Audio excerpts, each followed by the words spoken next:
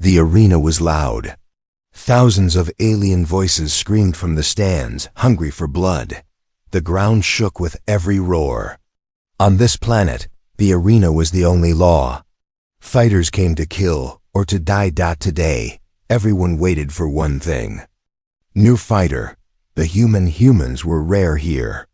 Most were slaves, weak or already dead. But this one, he had been brought from the outer war zone. Some said he killed 20 soldiers with just a metal rod.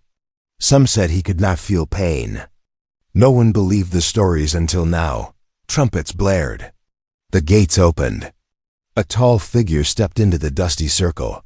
The crowd went silent for a moment. He was not wearing armor. Just simple black clothes, torn at the edges. His skin was dirty. His face had scars. But his eyes, they were calm, cold, and focused. Is this the human? Someone shouted in the crowd, "He'll die in seconds." Laughed another, but the queen said nothing. High above, in a royal seat made of bones and crystal, the alien queen watched closely. She had seen many warriors.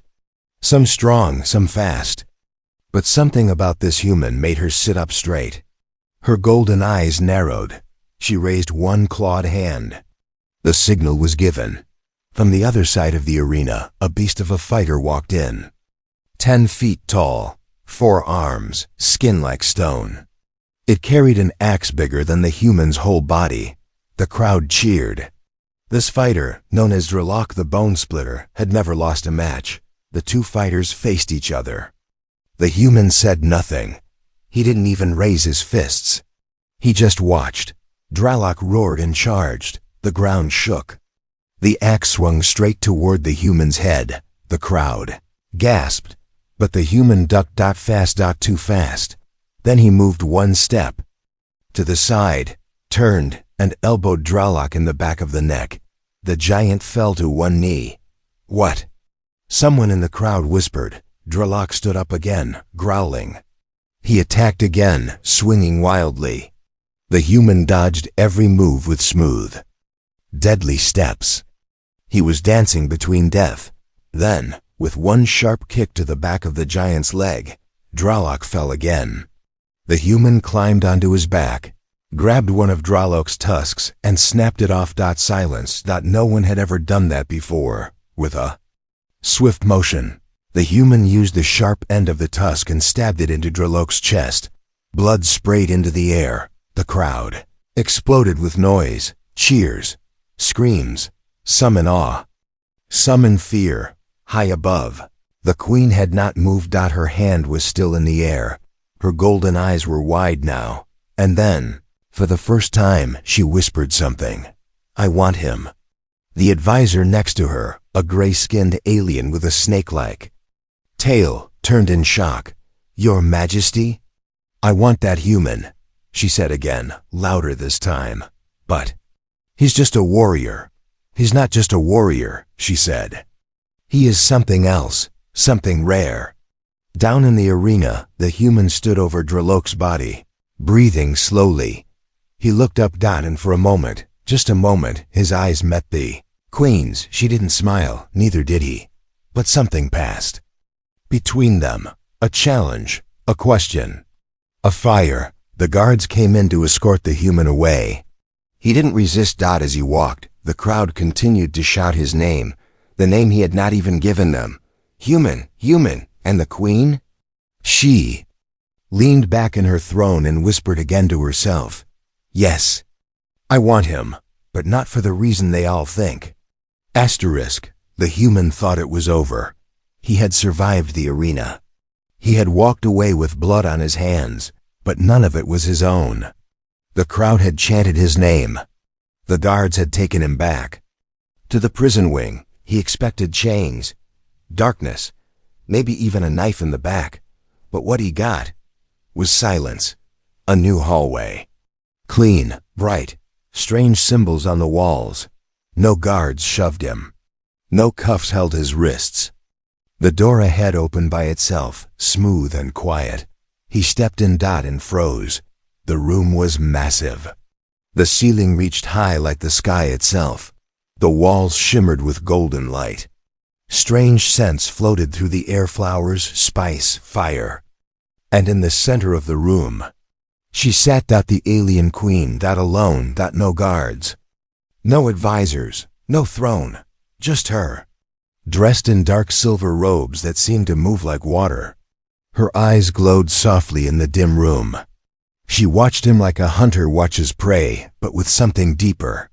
Something curious. You fought well, she said. The human didn't reply.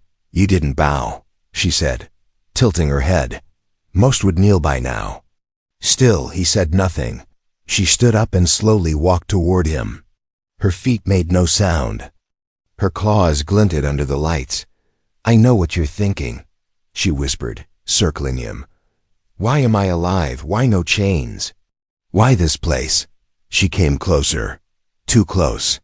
He could see the marks on her skin, old scars, hidden under royal paint. You're not here as a prisoner, she said softly. You're here because I chose you, the human finally spoke. Why? She smiled. Because I want you. The words hit the air like thunder. He stared at her, face unreadable. As what? He asked. A trophy? A pet? A toy? The queen's smile vanished. No, she said coldly. You are not weak. You are not soft. I want you. Because you are fire. Because when I saw you in the arena, even I forgot to breathe. Silence filled the space between them. I've ruled this empire for 30 years, she said, her voice low. I've crushed rebellions, burned cities, broken kings. But you, she paused, her eyes narrowing. You walked into my world without fear. And you showed them all something they forgot. What's that? He asked. She stepped even closer. Their faces were now inches apart. That even a human can be stronger than a god. He didn't flinch. She whispered, you will belong to me. He shook his head. No, I belong to no one. The queen stared at him for a long time. Then, strangely, she laughed. It was low, soft, and dangerous. Good, she said. Then, you're worth the trouble. She turned away and clapped her hands once. A door opened behind him. 2 royal servants entered, one holding fine robes, the other food. You may leave whenever you wish, she said, walking back to the center. But if you stay, you will be more than a warrior. What will I be? He asked. She looked over her shoulder and smiled. Mine. The royal chamber was full. High generals, noble families, alien scholars, and rival heirs all gathered in silence. Tension hung in the air like a blade waiting to fall. No one dared to speak first. The queen entered last. She did not glide like she usually did. She walked with purpose. Her cloak of living silk followed her like a shadow. Her eyes locked forward, not on the council, not on the throne, but on him. He stood near the back, surrounded by guards, though he didn't need them. He stood tall, calm, silent, just like in the arena. His hands were clean now, his body washed, but the fire in his eyes hadn't changed. That same fire now made even nobles shift uncomfortably in their seats. A gong rang. The queen raised her hand. I bring an announcement, she said, voice clear and sharp. One that will change our future. Whispers broke out instantly. The room buzzed like angry insects. Another war? A new heir? A new alliance? The queen raised her voice just slightly, and the whole room fell silent again. I have chosen my consort champion. A pause, eyes widened. Mouths dropped open. What did she just say? One noble whispered. She hasn't chosen anyone in years. Who is it? Who? The queen turned slowly, her golden eyes locking onto the human behind her. Him. She said. Dead silence. Then chaos. Impossible. Shouted a council member. He's not even of our species. This is dishonor. He's a human. They're not fit to rule beside. The queen slammed her staff against the floor. A crack of thunder echoed through the chamber. Enough! The room fell still. Her voice was not loud, but it carried a weight that crushed doubt. He is not here because he is human, she said. He is here because not one of you could match him. The human stepped forward then. Just one step, that was all it took. Every noble, every soldier, every royal family member, all leaned back slightly. As if a storm had entered the room. He said nothing. He didn't have to. The queen continued. He fought without fear. He showed strength, speed, and strategy none of you have shown in years. You sit in your towers and play politics. He stood in blood and survived. An older war general stood. But what does he know of our ways? Of our world? Our rule? The queen walked to the human side and placed a single hand on his chest. He doesn't need to know our ways, she said. He will teach us new ones. The council was frozen in disbelief. The queen turned. Face them all. From this moment forward he is my chosen.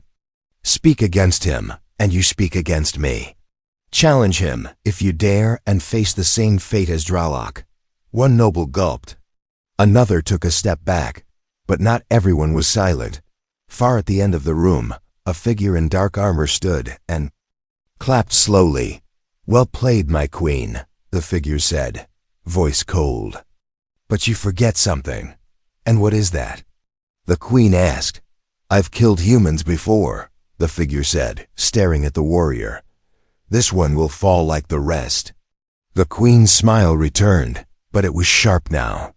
Try. And let's see who falls. She turned to the human again. Come, the real game begins now. And as they left the room together, the court of the galaxy's strongest empire stood in silence. Broken, confused, and deeply afraid of one truth. The human was no longer just a warrior. He was power. And the queen had just made him untouchable. The night was quiet in the palace. Stars blinked through the glass ceiling of the queen's private chamber. Outside, the city lights flickered like fireflies trapped in stone. Inside, the queen sat alone, no crown, no robes, no guards, only silence and memories. She held a small crystal in her hands. When she pressed it, it glowed softly and played. A flickering image, a younger version of herself, laughing beside her sister. A battlefield behind them, wreckage, smoke, human flags burning. That was the first time she had seen them humans. They weren't monsters. They were something worse, unpredictable. Her empire had been sure of victory. Their numbers, their tech, their strength all unmatched. And yet, the humans fought like cornered beasts. Desperate, creative, brutal. They turned jungle vines into traps, turned silence into weapons. They lost many, but made sure you remembered everyone. She watched. As the old memory faded, the next crystal showed something else, her sister's final battle. The queen clenched her jaw. A human commander had taken the high ridge where her sister stood giving orders. The human didn't hesitate, no mercy. One shot. Clean. The queen had arrived minutes too late. She remembered the blood, the smoke, and the human standing at the top, staring down at her, not laughing, not proud, just tired. Like he too had lost something. She never forgot that look. And now, years later, she had brought another human into her heart of power. This one was different. This one reminded her of him, that same calm fury. That same fire and silence. Just then, the door behind her opened. The human stepped inside. She didn't turn. You walk in without knocking now? She asked softly. You said I wasn't a prisoner anymore, he said. She nodded. Fair. He came closer but didn't sit. You've seen war, she said. Real war. So have you, he replied. She finally looked at him. Her face was bare now, no royal paint, no expression. Do you want to know why I chose you? She asked. I already guessed, he said. Then guess again. He stayed quiet. She stood and walked past him, stopping by the window. When I was young, she began, I believed strength was everything. I thought empires were built by fear. That respect was just another name for control. And now? He asked. Now I know, she said, that fear breaks easily. What I saw in you wasn't fear, it was freedom. You fight like a man who's already died once. The human's eyes narrowed. He didn't answer that. She turned to him. I chose you not because you're strong, but because you're not afraid to stand alone. You think I'll save your empire? He asked. She gave a small smile. No, I think you might destroy it and build something better. There was a long silence. Then the human spoke. You don't need a consort, you need an ally. I need someone who doesn't lie to me, she said. I need someone who doesn't fear me. He stepped closer. And if I walk away? I let you go, she said. He looked at her for a long moment. You're different than I expected. So are you, she said softly. He turned to leave. At the door, he paused. Then he said, without looking back, you're not alone anymore. The queen stood in silence. Her hand rested on the crystal again, but this time, she didn't press it. She didn't need to look at the past anymore, because for the first time in years, the future had just walked into her chamber, and it wasn't wearing a crown. It was wearing scars. The morning sky over Varel burned red. Ships hovered like silent vultures above the palace spires. Ground troops waited outside the gates, their armor shining like steel insects. And behind them stood one name that turned blood cold, General Varnak. He was the queen's most trusted commander once. Now he had returned, not to protect the throne, but to take it. Inside the war hall, nobles shouted, council members panicked, and advisors begged the queen to flee. We can evacuate you now. Let the guards handle it. We must surrender the human. He is the cause, but the queen didn't move. She stood in front of the war table, arms crossed, her expression unreadable. Then a deep voice silenced the room. I'll go, said. The human. All heads turned. He stood at the entrance, dressed in simple armor, not royal, not ceremonial. Just battle-worn metal. His eyes were calm, focused. The queen looked at him. You don't have to, he shrugged. I didn't come here to be safe. Varnak had demanded she hand over the human. Publicly, brutally. He claimed the queen was weak, that she had let emotion cloud her rule. He challenged her right to lead. And he promised to burn the palace if she refused. The queen had said nothing. Now, her answer walked out the front gates alone.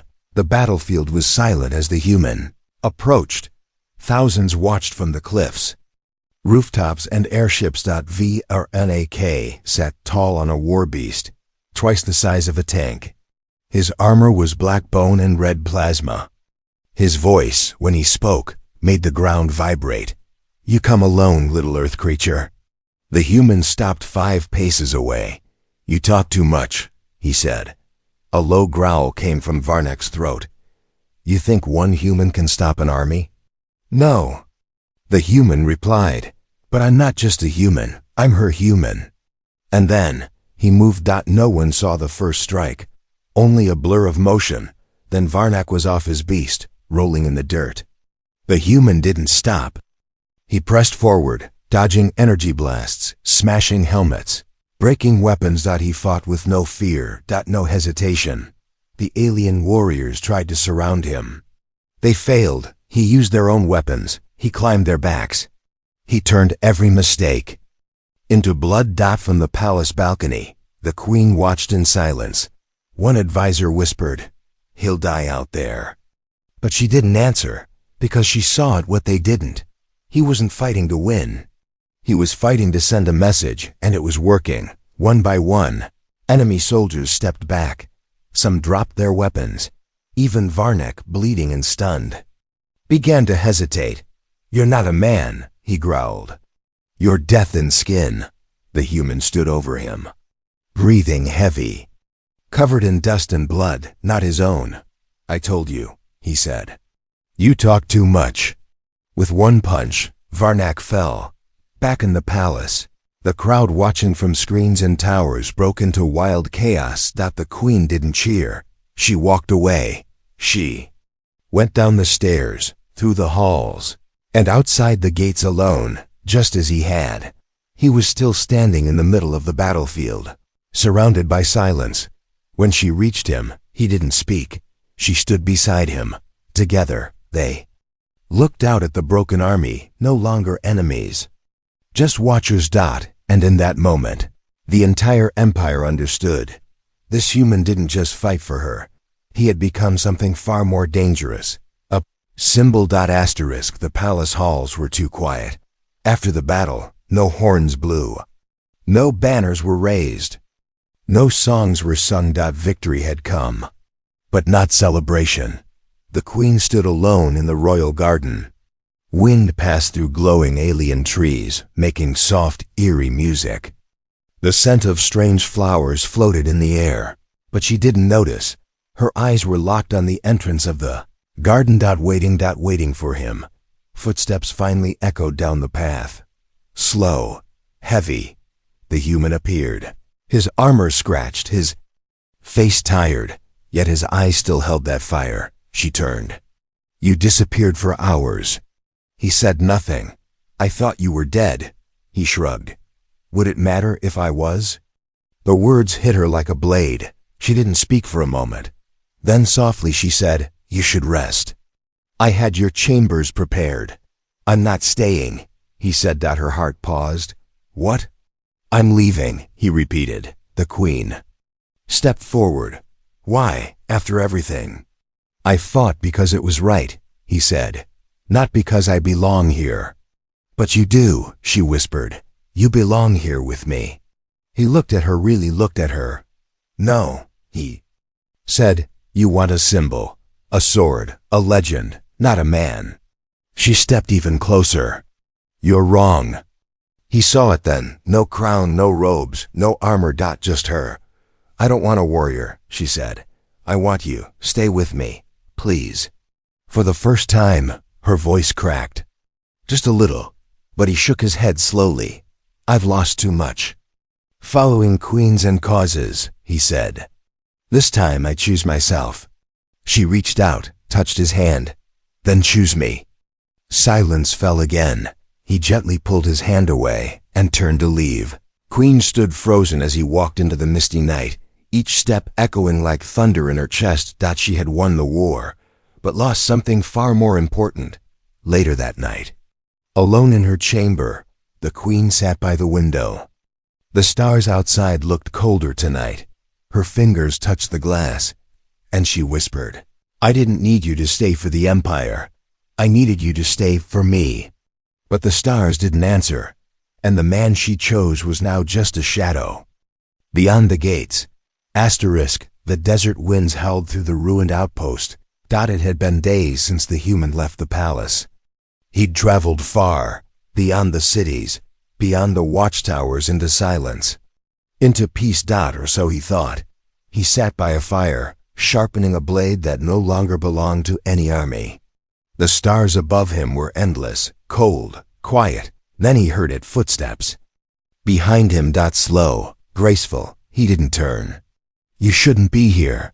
A familiar voice answered, soft and calm. I had to come. The queen stepped into the light, wearing no crown, no guards, no armor. Just a simple travel cloak. She looked smaller here. Real. He stood, blade still in hand. What do you want? To talk, she said. I said what I needed to say, he replied. She stepped closer, her eyes locked on his. I didn't. The fire crackled between them. She took a breath. You walked away because you thought I saw you as a weapon or a symbol. Maybe you were right. He didn't interrupt, but that's not the truth anymore. She looked down, then back at him. When you left, I realized something. I've had armies kneel. I've had entire systems surrender, but only once did someone ever walk away and take my heart with him. He froze. I don't want a champion, she said quietly. I don't want a legend. I want you. The wind passed between them, lifting the ends of her cloak like wings. I'm not offering a throne, she added. Not power, not duty. She stepped even closer. I'm offering myself. The human's grip on the blade loosened. It fell softly into the sand. He stared at her, searching her face for lies, doubt, weakness. Doubt there were none. Only truth. Only. Her doubt. He spoke finally. You once said I fight like a man who's already died. She nodded slowly. You were right, he said. I had nothing left. Until you gave me something worth fighting for again. She swallowed hard. Is it still worth it? He took a step forward, one more, and one more, until he was in front of her, looking into those golden eyes. Yes, he said simply, it is.